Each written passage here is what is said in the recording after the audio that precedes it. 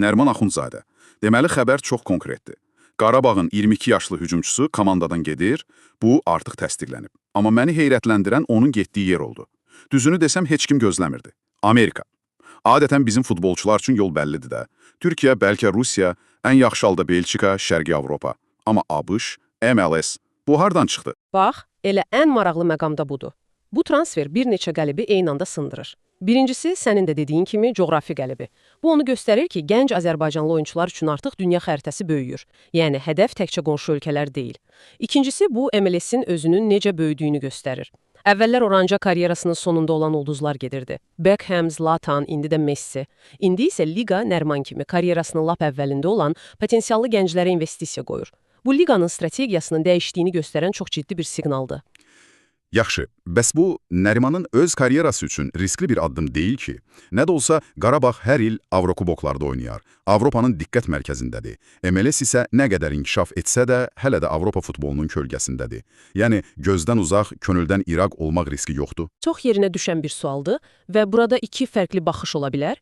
Bir tərəfdən bəli, risk var. Avropa səhnəsindən birbaşa uzaqlaşır, amma digər tərəfdən bəlkə də bu daha ağıllı bir yoldur. Təsəvvür elə, o orta səviyyəli bir Avropa klubuna getsəydi, bəlkə də ehtiyat oyuncular skamyasında oturacaqdı, adaptasiya problemləri yaşayacaqdı. MLS-də isə Columbus Crew kimi ideallı bir kluba gedir və çox güman ki, ona əsas oyuncu kimi baxırlar. Hə, bu fərqli yanaşmadır. Bəli, bu onun inkişafı üçün daha stabil, daha təzyiqsiz bir mühit yarada bilər. Üstəlik MLS artıq Avropa skautlarının ciddi izlədiyi bir liqadır. İngiltərə Premier Liqasına MLS-dən birbaşa transferlər olur. Yəni bu Avropaya getmək üçün bir tramplin də ola bilər. Tramplin, maraqlı fikirdir. Mənbədə diqqətimi çəkən bir detal da var. Transferin maliyyə detalları açıqlanmır. Adətən bu cür məxfilik ya rəqəmin çox aşağı olduğunu göstərir, ya da əksinə, çox yuxarı. Səncə hansıdır? Məncə ikinci variant daha realdır. Qarabağ öz oyunçusunu ucuz qiymətə satacaq bir klub deyil, xüsusilə də Axundzadə kimi gənc və milli komandanın üzvünü, məbləğin gizli saxlanması çox vaxt müqavilənin mürəkkəb olması ilə bağlı olur. Məsələn, bura sonraki satışdan faiz, bonuslar. Aydındır. Bəli, belə şeylər daxil ola bilər. MLS klubları isə maliyyə baxımından olduqca güclüdür. Düşünürəm ki, bu Azərbaycan futbolu üçün rekord və ya rekorda yaxın bir məbləğ ola bilər. Bu məxfilik özü də əslində transferin əhəmiyyətini biraz da artırır. Həm də bu tamamilə göydən düşmə bir hadisə də deyilmiş. Mənbədəki arxiv linklərinə baxanda görürsən ki, bu maraq əvvəldən olub. Yadımda da bir ara Türkiyənin tanınmış məşqçisi Volkan Demirel onun adını çəkmişdi. Qarabağdan 2 oyunçu istəyirdi, biri də Axundzadə idi. Yəni potensialı çoxdan görünürdü. Tamamilə. Bu detallar göstərir ki, proses arxa planda bir müddətdir davam edirmiş. Yəni bu ani bir qərar deyil, düşünülmüş bir karyera addımıdır.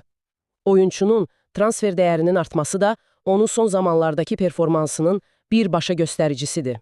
Və bu bizi daha geniş mənzərəyə baxmağa məcbur edir. Bir oyunçunun belə bir sıçrayış etməsi ümumi idman mənzərəsində nə anlama gəlir? Bax, elə mən də ora gəlmək istəyirdim. Axundzadənin Amerikaya uçuşu fonunda bəs Azərbaycanda yerdə qalan idman həyatı necə görünür? Çünki eyni səhifəyə baxanda sanki iki fərqli dünyanın toqquşduğunu görürsən. Bir tərəfdən gənc bir futbol ulduzu ölkəni tərk edir, digər tərəfdən isə başqa idman növlərində medallar sanki yağış kimi yağır. Dəqiq. Bu çox vacib bir təzaddır. Gəl mənbədəki digər xəbərləri bir-bir açaq. Bax, burada 2 judo xəbəri var. Biri böyük dəbilqə turnirinin finalına çıxır, digəri isə elə həmin turnirdə qızıl medal qazanır. Bu, tək bir turnirdə 2 böyük nailiyyətdir. Üstəlik bir də qadın güləşçimiz var. Reyting turnirində bürünc medal qazanıb. Bütün bunlar bizə nə deyir? Deyir ki, bizim ənənəvi gücümüz olan idman növləri hələ də öz sözünü deyir. Futbolda bir oyunçunu böyük çətinliklə yetişdirib xaricə göndərəndə sevinirik, amma güləşdə, judoda bu artıq, necə deyim, konveyer halını alıb. Səncə bunun səbəbi nədir? Niyə döyüş növlərində bu qədər stabillik var, amma komanda idman növlərində, xüsusən futbolda yox? Bu mentaliter məsələsidir, yoxsa dövlət siyasəti? Məncə, hər ikisindən biraz var. Birincisi, bu bir ənənə və məktəb məsələsidir. Sovyet dövründən qalan çox güclü bir güləş və judo məktəbi var. Bu məktəb nəsildən nəslə ötürülür. İkincisi, dövlət dəstəyi bu sahələrə daha çox fokuslanıb və nəticə vermək fərdi idman növlərində daha asandır. Yəni daha tez nəticə göstərmək olur. Bəli. Bir istedadlı judoçu tapıb ona investisiya qoymaqla medal qazanmaq olar. Amma futbolda sənə 11 istedadlı oyunçu, güclü məşqçi, infrastruktur, bütöv bir sistem lazımdır. Bu, daha mürəkkəb və bahalı bir prosesdir və mədəni olaraq da da bizdə fərdi qəhrəmanlıq hekayələri daha çox sevilir. Bir pəhləvanın qələbəsi daha çox rezonans doğurur. Yəni futbolçu ixracı fonunda medal idxalı davam edir. Maraqlıdır. Bəs daxili futbol həyatı. Axundzadənin gedişi yəqin ki, yerli liqaya da təsirsiz ötüşməyəcək. Mənbədə bu barədə də maraqlı, hətta biraz komik detallar var. Əlbəttə var. Baxın, eyni səhifədə Sabah klubunun Araz Naxçıvanı böyük hesabla məğlub etməsi xəbəri var. Bu çempionatda rəqabətin güc fərqinin olduğunu göstərir. Amma mənim üçün ən vacib və daha çox dramatik bir məqam var. Neftçi ilə oyuna Qarabağ azərkeşlərinin buraxılmaması. Bu xəbər məni də bir anlıq duruxdurdu. Bir tərəfdən 21-ci əsrin qlobal transferindən danışırıq, oyunçu okeanın o tayına gedir. Digər tərəfdən isə sanki 1990-cı illərdən qalma bir səhnə. Prinsipial rəqiblərin azərkeşlərini stadionu buraxmırlar. Bizim futbolun bu ziddiyyəti, bu iki fərqli zamanda yaşaması heç vaxt bitməyəcək deyəsən. Gərginliyin, emosiyanın, prinsipial rəqabətin olduğunu göstərir. Axundzadə kimi bir ulduz getsə də, yerli futbol öz daxili dramı ilə yaşamağa, qaynamağa davam edir. Bu, həm də liqanın sağlamlığının bir göstəricisidir. İnsanlar üçün önəmli olan rəqabətlər var. Bu sadəcə bir oyun deyil, bir prinsip məsələsidir. Bəli, bu çox maraqlı bir təzad yaradır. Bir tərəfdə qlobal səviyyəyə çıxmağa çalışan bir oyunçu, digər tərəfdə isə yerli rəqabətin qaynar, bəzən hətta biraz ibtidai atmosferi. Ancaq mənbədə təkcə yerli idman xəbərləri yoxdur. Səhifənin aşağısına düşəndə dünya futbolunun nəhəngləri var.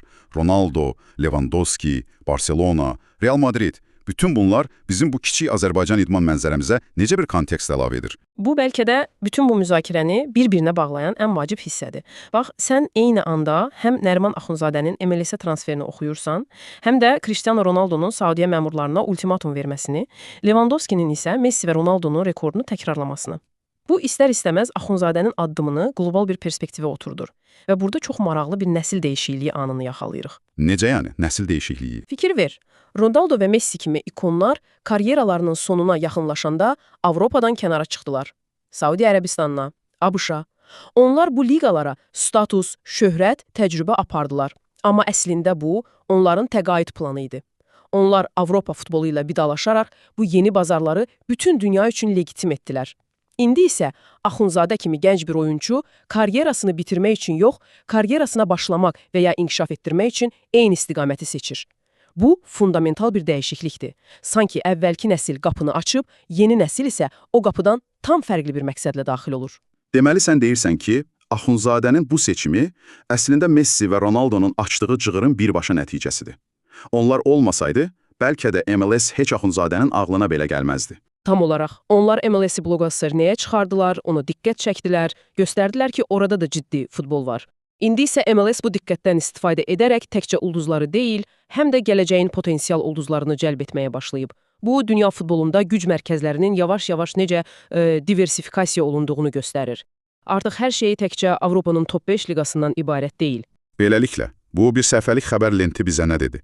Dedi ki, Azərbaycan idmanı eyni anda həm ixrac edir, öz istedadını Amerikaya göndərir, həm idxal edir, judodan, güləşdən medallar gətirir, eyni anda həm gələcəyə baxır, həm də keçmişdə yaşayır.